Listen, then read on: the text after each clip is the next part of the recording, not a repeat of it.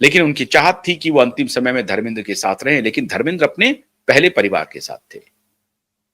और प्रकाश कौर की टिप्पणी क्या आती है? धर्मेंद्र की कोई गलती नहीं है, गलती हेमा की भी नहीं है। थोड़ी बहुत अगर गलती होगी तो हेमा की होगी। हेमा को थोड़ा सा फैसला लेने के समय विचार करना चाहिए। लेकिन मैं क्या करूं, मेरे पतिदेव इतने हैंडसम हैं कि इनके ऊपर भी लड़कियां मरती हैं, और हेमा इतनी हसीन है कि उनके ऊपर भी कोई मर्द लट्टू हुए बिना रह नहीं सकता। यह बयान है प्रकाश जी का। अब इसे आप पूंजी नहीं कहेंगे, इसे आप खजाना नहीं कहेंगे, तो क्या कहेंगे? ऐसी शख्सियत जिसका बिलियन डॉलर में उनकी पत्नी अपने पति के बारे में कहती हैं कि मेरे पति इतने हैंडसम हैं कि कोई भी महिला उनके प्रति आकर्षित हुए बिना रह नहीं सकती, और हेमा इतनी हसीन है कि कोई मर्द उन्हें देखे बगैर रह नहीं सकता, उनके प्रति आकर्षित हुए बगैर नहीं रह सकता। इसमें मैं क्या कर सकती हूं? प्रकाश खुद से समझौता करती हैं और प्रकाश कहती हैं कि इसमें दोनों की कोई गलती नहीं है। अब ये तो नियति का है, दोनों एक दूसरे के प्रति अगर आकर्षित हुए हैं तो हम इसमें कुछ नहीं कर सकते हैं।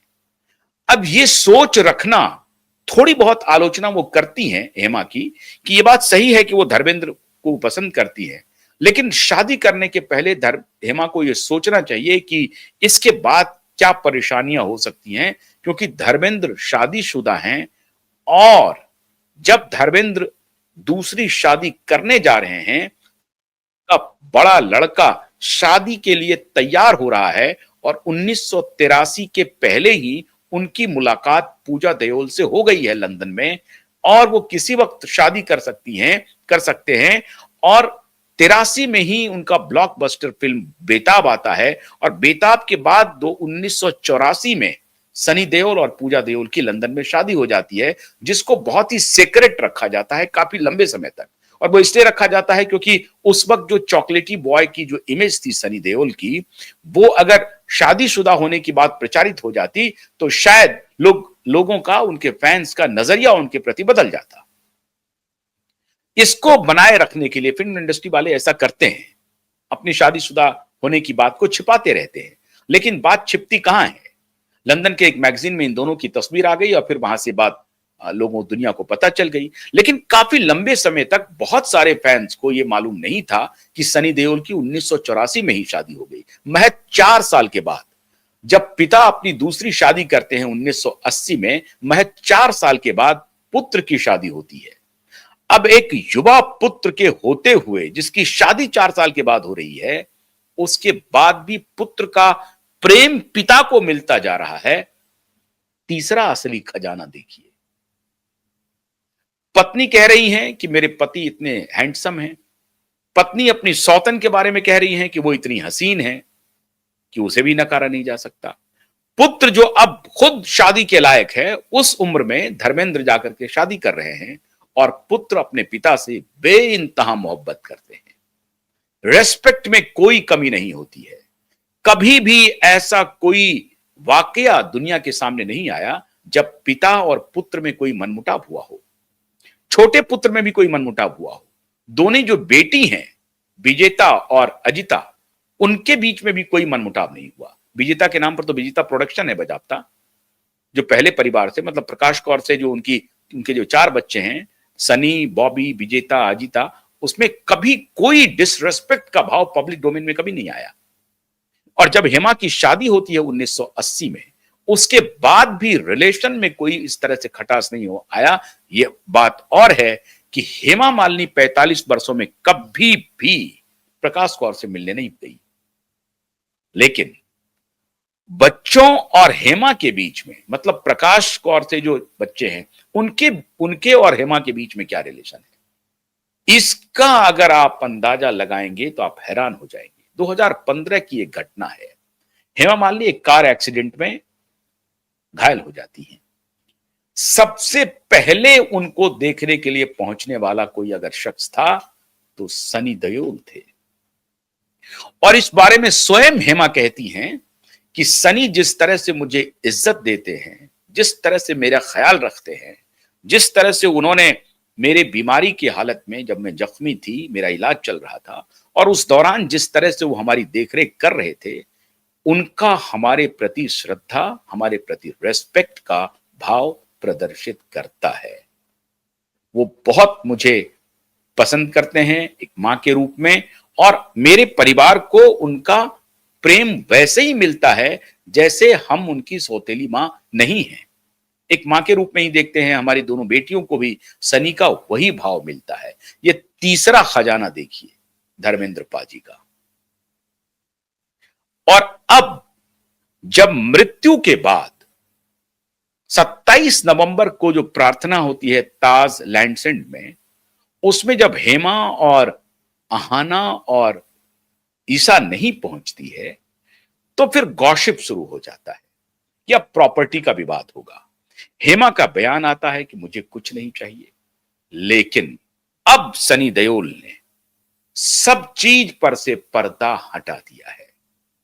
सनी देओल ने कहा है कि ईशा और अहाना का और मेरी छोटी मां का जो कुछ भी राइटफुल अधिकार, जो लॉफुल अधिकार है हमारे पिता की संपत्ति में, वो सब कुछ तीनों को मिलेगा। और हम परिवार के सबसे बड़े लड़के हैं, मैं ये बात कह रहा हूं। इसका मतलब यह हुआ कि बॉबी भी वही ख्याल रखते हैं। इसका मतलब यह हुआ कि अजीता और विजेता भी वही ख्याल रखती हैं। इसका मतलब यह हुआ कि प्रकाश कौर भी वही ख्याल रखती है। इससे बड़ा खजाना और क्या हो सकता है कि अगर बॉबी का स्टेटमेंट आता, उन्होंने कोई मीडिया पे आकर के बाइट नहीं दिया है, लेकिन जो विश्वस्त सूत्र है वो बताते हैं कि जब सनी देओल ने ये बात कही कि ईशा और अहाना और हेमा जी को संपत्ति में सब कुछ वैसा ही अधिकार मिलेगा जैसे प्रकाश के सभी बच्चों को मिल रहा है, इसका मतलब है कि प्रकाश भी वही सोच रही हैं जो सनी सोच रहे हैं, जो सनी सोच रहे हैं वही बॉबी सोच रहे हैं, जो सनी और बॉबी सोच रहे हैं वही अजीता और विजेता भी सोच रही है। इससे बड़ी संपत्ति क्या हो सकती है? बॉलीवुड में जहां एक एक पैसे के लिए हथियारबाजी हो जाती है। अभी का मैं आपको उदाहरण दे रहा हूं, अभी का। लोग बड़े होने का नाटक तो कर रहे हैं, लेकिन ये सब नाटक है।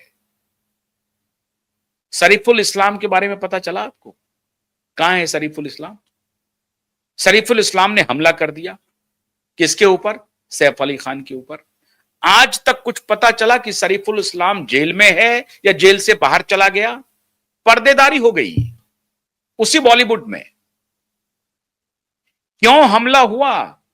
तो वो अपना देश की नागरिकता बनाने का के लिए वो आया था और इसके लिए उसको कुछ पैसे चाहिए और उस पैसे के लिए वो सैफ अली खान के घर में चला गया, 12th फ्लोर पे, 11th फ्लोर पे, और रोशनदान से कूद के चला गया। इतना धूर्त बॉलीवुड है। मैं क्यों आज ये चर्चा कर रहा हूं कि 9 दिसंबर को सिर्फ फार्म हाउस नहीं खुला, 8-9 दिसंबर को सिर्फ धर्मेंद्र का फार्म हाउस नहीं खुला आम लोगों के लिए। धर्मेंद्र ने बॉलीवुड को रास्ता दिखा दिया है। धर्मेंद्र ने अपने खजाने खोल दिए, विचारों के खजाने, अपने परिवार के विचार के खजाने, जिसको देख करके या जिसकी रोशनी में शायद ये बॉलीवुड का जो काला चेहरा है, इस पर कुछ रोशनी पड़े तो ये चेहरा थोड़ा साफ दिखे। बॉलीवुड में छोटी छोटी संपत्तियों के झगड़े इतने हैं जिसका वर्णन नहीं है। इतने टुच्चे लोग हैं इस बॉलीवुड में। मैंने आपको उदाहरण दिया ना शरीफुल इस्लाम का, अभी तक कुछ पता नहीं चला है, उसमें भी वही परमजीत सिंह का खेल था। लेकिन सब पर पर्देदारी हो जाएगी, मीडिया में बड़ी बड़ी बातें हो जाएंगी। करीना कपूर का क्या भूमिका थी, सैफ का क्या भूमिका थी, कोई पता नहीं चला, सब पर्देदारी हो गई, सब झूठ, टोटल झूठ खबर हुआ। लड़ाई हुई थी अंदर की, तकरार हुई थी अंदर की, अपने ही लोगों ने हमला किया था। इस पर मैंने बहुत विशाल विस्तार से वीडियो बनाए हैं। लेकिन टोटल झूठ खबर प्लांट करके मीडिया के साथ मिलके, पुलिस के साथ मिलके, पुलिस को पैसे खिलाकर, मीडिया को पैसे डाल करके, जो भी है,